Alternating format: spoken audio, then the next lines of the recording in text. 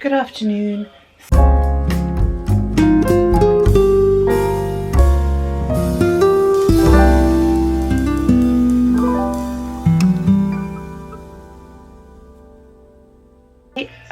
I've been enjoying doing these bugs so much, and I'm just on the last piece of paper now, and I realised that I would like to continue doing some more, and I've had a few inquiries, so I'm actually now making the pieces of scrap paper into marbled pieces.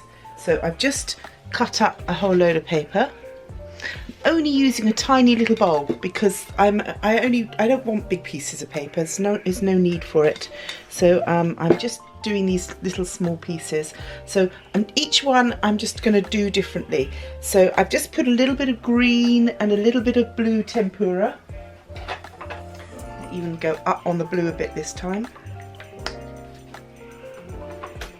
This is just basically kids watercolour paint, just to give me a little background colour. I'm then just taking a spray can. This one's almost good.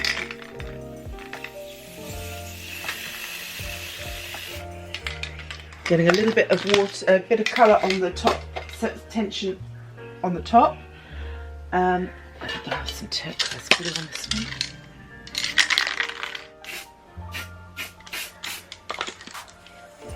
Let the movement of the water jiggle the paint around. I don't even touch it. As you can see, just taking the paper. Now I'm using bits that have left over. These are all offcuts. These are all scrap paper. I'm just going to drop it straight down into the top of the water there. Make sure it all gets covered, and voila.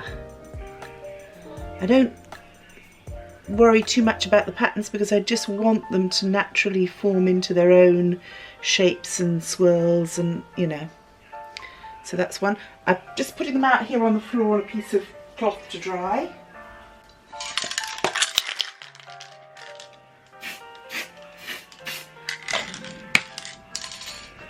A bit of chrome. I've opened the window because I think I'd probably pass out if I hadn't.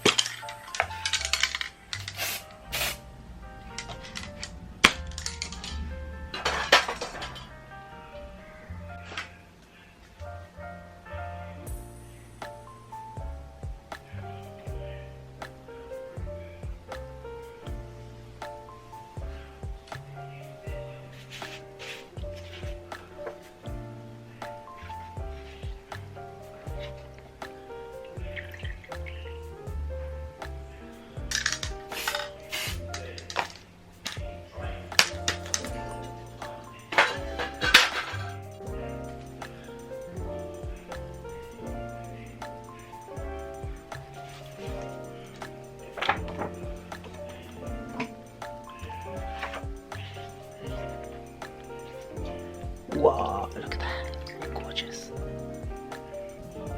Now, quite often I encourage my students to use this for backgrounds because I think it makes amazing backgrounds. And for kids that are just starting out and are really uncomfortable with trying to create backgrounds behind their work, it's a really good place to start. A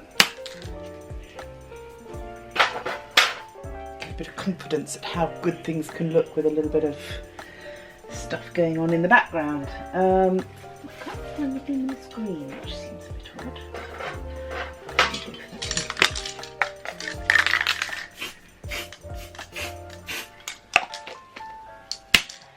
And as you can see, it's fast, simple.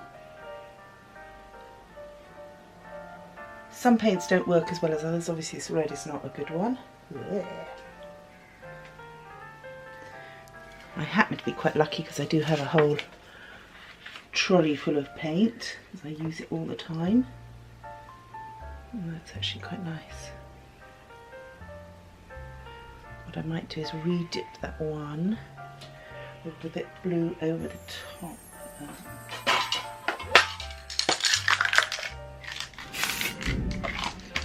absolutely. You can do as many layers as you like.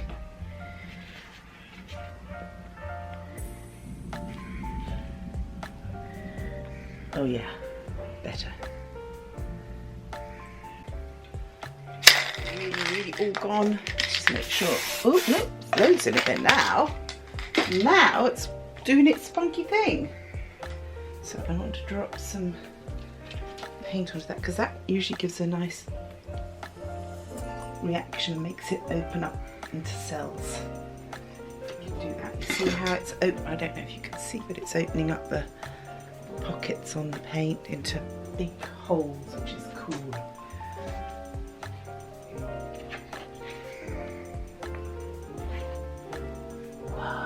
That might be too dark for bugs, but it's a cool background for something.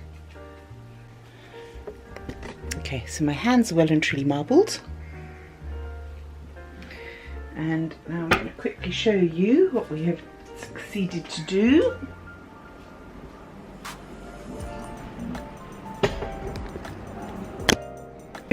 So these are the ones I've done today, so ready to make more backgrounds. There's turned out some really nice ones. Let's get that out of the way. Got some quite cool ones. So these will make lovely backgrounds for future bugs.